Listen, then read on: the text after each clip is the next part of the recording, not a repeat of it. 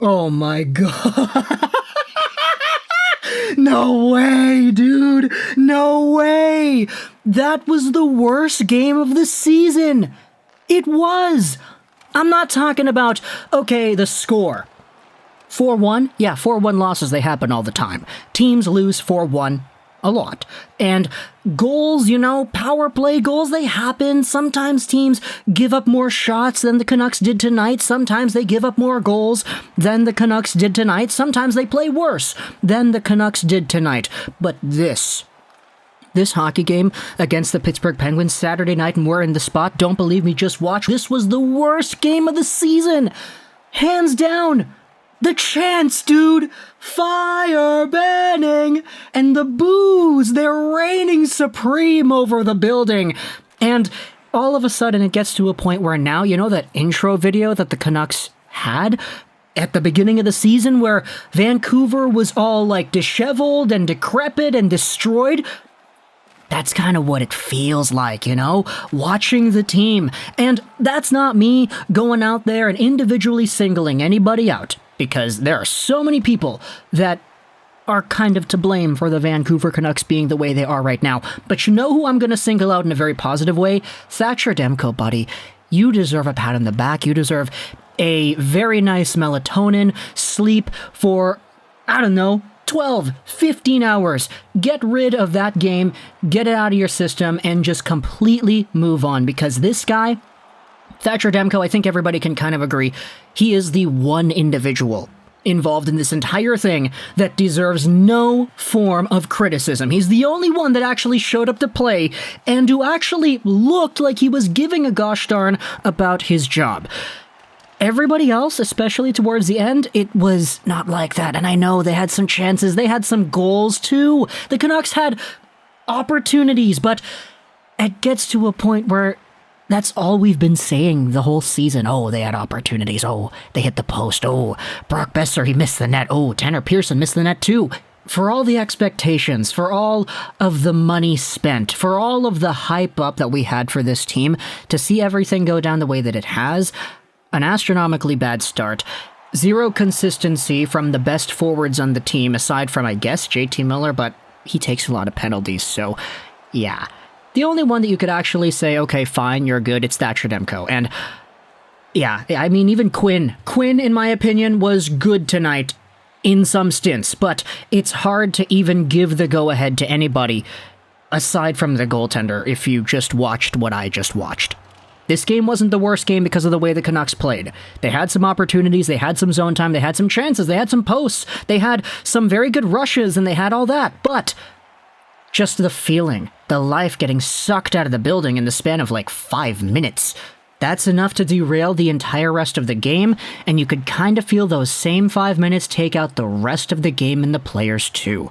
The Vancouver Canucks opened up this game with no goals in the first period, although that first period was a pretty entertaining one from a hockey perspective. You had chances either way. You had Pittsburgh getting some shots, Vancouver getting some shots, Guenther going out there. You know how hot this guy gets whenever he plays Vancouver. Sidney Crosby was in this lineup as well. No Malkin, but they said at the beginning of the broadcast that the Vancouver Canucks are the only, I don't know what they said, only Western Canadian team, only Canadian team that Crosby was not a point per game against, because he was like 3 points back of being a point per game against this team. And the foreshadowing is unreal, eh?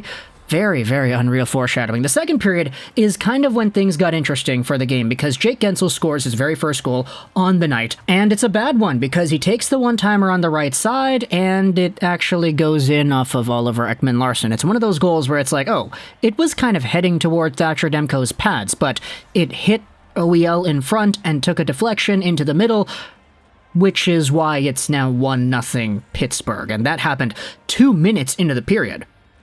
Give it a few more minutes, and the Vancouver Canucks get themselves on the board too. Besser goes to OEL, he takes a shot, it hits Podkolzin in front, it goes off, I believe it's the shoulder of Tristan Jarry, and bounces into the open cage. Podkolzin, 5 goals on the season. This is the only goal Podkolzin has scored that's like actually kind of a BS garbage goal. Like, the rest of Podkolzin's goals have been beauties, so you kind of got to throw in a little bit of salt in there, right? Throw in a little bit of garbage with the beauty, and just give Podkolzin a dirty goal. 1-1. Then you get yourselves the rest of the period. And the Vancouver Canucks, oh my goodness, at this point, like, you start to realize there's a very common trend with this team when it comes to being able to consistently get offense. And that's not what they're able to do. You hear it all the time from John Shorthouse. Oh, it's been 9 minutes since the last Canucks shot. Oh, it's been 7 minutes since the last Canucks shot. And then they have the little counter on the top left corner of the screen showcasing the last time the Canucks had a shot, and the timer just gets higher and higher and higher because the Canucks can't shoot. Sure, they're getting offensive rushes. Sure, they're hitting posts. Elias Pettersson hit a post. That was a very big deal. His parents were in attendance too, man. It makes me feel even worse. But you know what? Pettersson's making $7.3 million. I think he can... Yeah, he's okay, right? But the Vancouver Canucks end up taking 5 penalties in the second period alone, and at the beginning, it was kind of okay. Sure, there was an everlasting dread that presented itself when the Canucks first went on the PK. JT Miller tripping up Danton Heinen, Richmond Sockeyes alumni by the way, his jersey is hanging in the rafters of the locker room and it's signed. Miller goes to the box the first time, and the Canucks kill it off. Wow, they're able to do it. The Canucks are the worst power play in the league, and they're able to shut down Crosby and Guentzel and Letang. How great is that for the momentum of the game? How great is that for them and their morale? And then JT Miller goes to the box again. Okay, well, they just killed off another JT Miller penalty. They can do it again, right? They do it, and they actually get it done. They kill it off. They really did bend. They didn't break so far. The Penguins were all over them, but... Then Tyler Myers goes to the box because he closes his hand on the puck in his own corner after a very scrambled up play where the Canucks D just don't know where the other partners are. They completely lose sight of it, and as a result, Myers falls down. He tries to glove the puck up. Boom, that's a penalty. Then, 30 seconds later, Tyler Mott clears the puck. Instead of dumping it down, he decides to skate with it, and eventually he follows Chris Letang into the corner, and he cross-checks the guy. 5-on-3. Give it 20 seconds. And Tucker Poolman, my goodness, Tucker Poolman, dude, this guy, he flips the puck over the glass, Mitch Marner style, and... It's a 5, you know, this is the clown car NHL 22 kind of nonsense you see where it's like, oh, it's a 5-on-3 where another player gets penalized on the team that's already down 5-on-3. So it's not 5-on-2. That's not in the rulebook. Hockey doesn't do it like that. Hockey keeps the 5-on-3, but they just keep it for a longer amount of time. The Penguins score immediately. It's Jake Guentzel. This time he shoots it. It goes in off of Oliver Ekman-Larsson again. And then the Canucks are still down 5-on-3 because the Penguins scored immediately. And then Guentzel scores again, this time off of Luke Schenn.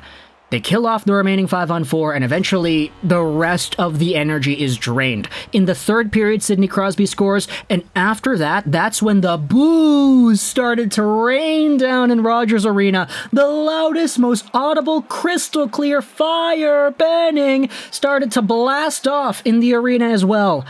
And you know I said that the energy of the entire building was taken out after those 3 consecutive penalties? Yeah, I'm talking about the fans, but I'm also talking about the players. This team, in the third period, they were only down 3-1. Have teams come back from 3-1 before? Hell yeah, they have. It happens all the time if you're Toronto. 3-1 is not a bad score to be down by, but this team just completely put that third period to bed.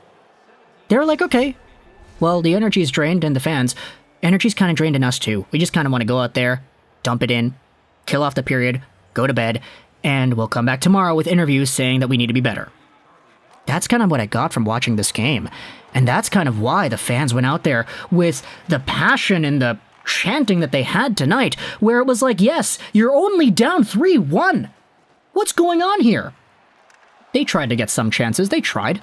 But what have we been let down by the entire season? We've been let down by Pettersson, we've been let down by Boeser, we've been let down by Horvat to an extent. So many chances and so many offensive zone rushes for these guys, and Boeser can't fire a puck on net. Tanner Pearson can't hit the net. Pettersson, he can't shoot. These guys keep on overpassing it when they have clear lanes towards the goal.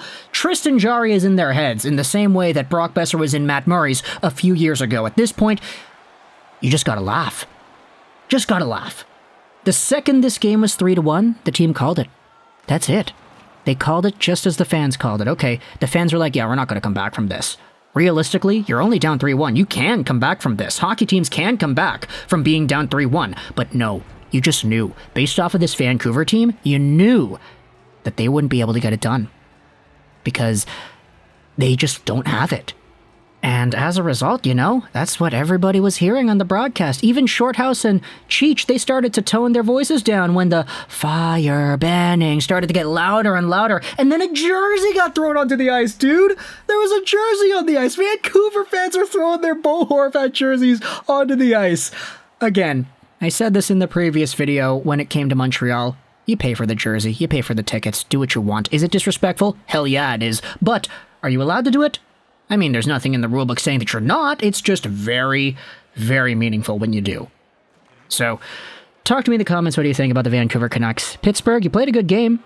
I don't think you played the best game, but you just played a very vulnerable, fragile, broken, and just overall defeatist Vancouver team. Talk to me in the comments. What do you think? I hope you enjoyed this video. And bye.